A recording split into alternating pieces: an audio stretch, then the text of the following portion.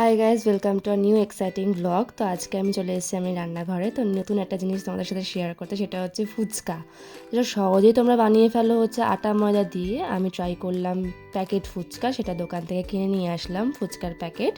সেটার মধ্যে অনেকগুলো ফুচকা ছিল, জিনিসগুলো পুরো ফুচকার সাইজেই।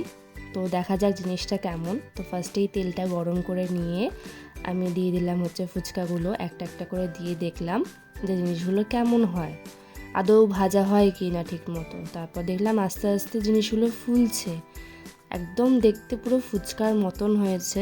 এক্স্যাক্ট যেমন ফুচকা হয় তেমনি সেরকম দেখতে হয়েছে। প্রত্যেক কটা ফুচকা ভেজে আমি নামিয়ে নিয়ে একটা সাইড করে রাখলাম। তারপর আসি নেক্সট স্টেপে, সেটা হচ্ছে আলু মাখা। তো ফার্স্টেই আমি আলুগুলোকে ভালো করে কেটে নিয়ে ধুয়ে প্রেশার কুকারে ভালো করে দিলাম, দিয়ে তার মধ্যে বেশি করে জল দিয়ে সেদ্ধ হতে দিলাম। 2-3-4 সিটি মেরে সেদ্ধ হওয়ার পর জিনিসগুলোকে নামিয়ে নেব। আলুটা নামিয়ে নিয়ে একটা সাইড করে রাখবো।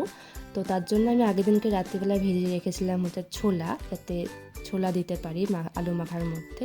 তারপর একটা বাটিতে তেঁতুল জল বানানোর জন্য তেঁতুলগুলোকে ভালো করে ভিজিয়ে রেখেছিলাম।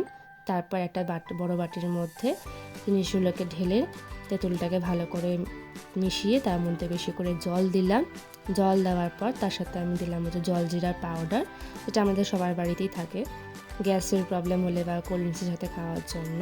তো একটা গোটা প্যাকেট জলজিরা পাউডার দিয়ে তার সাথে আমরা দিলাম হচ্ছে বেশি করে জল, তার সাথে দিলাম হচ্ছে বেশি করে লেবু, একটা গোটা লেবু কোয়া করে, তার সাথে স্বাদ মতো নুন আর ভাজা মশলা বেশি করে স্বাদ মতো। তার সাথে দিলাম হচ্ছে ধনেপাতা কুচি, যাতে টক জলের মধ্যে সেই ফ্লেভারটা আসে, ধনেপাতা সেটা দিলাম।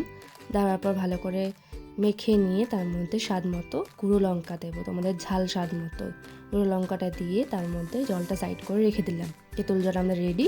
এবার আলু মাখা দিলে তার জন্য আমরা রেডি করলাম পেঁয়াজ কুচি আর কাঁচা লঙ্কা, যেটা দোকানে স্বাদ মতো দেয় না। ঝাল বললে বেশি করে ঝাল দিয়ে দেয়, ঝাল কম বললে একদম ঝাল দেয় না। তার জন্য স্বাদ মতো ঝাল, কাঁচা লঙ্কা আর পেঁয়াজ কুচি রেডি করে রেখে দিয়েছি কুচি করে। তারপর আমরা রেডি হচ্ছে এবার আলু মাখার দিকে। আলু মাখাতে আলুটা সেদ্ধ করে ভালো করে মেখে নিয়ে তার মধ্যে পেঁয়াজ কুচি, কাঁচা লঙ্কা কুচি, বেশি করে ধনে পাতা কুচি দিয়ে তারপর আমরা দিলাম হচ্ছে ছোলা সেদ্ধ করা যেটা ছিল, ছোলাটা সেদ্ধ দিয়ে দিলাম বেশি করে, যে স্বাদ মতো।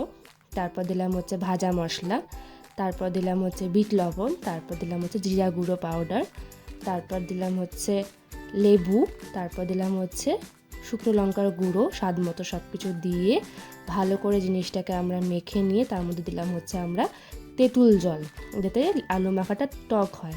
তেঁতুল জল ভালো করে দিয়ে আলুটাকে ভালো করে মেখে নিয়ে আমরা সাইড করে রাখলাম।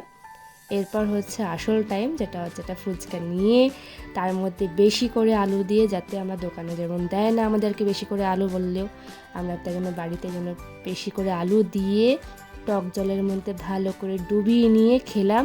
জাস্ট অসাধারণ খেতে। চাইলে তোমরাও ট্রাই করতে পারো এই রেসিপিটা। দেখা হচ্ছে নেক্সট দিনের ব্লগে। ভালো লাগলে ভিডিওটি লাইক, শেয়ার অ্যান্ড সাবস্ক্রাইব করে দিও। Bye guys.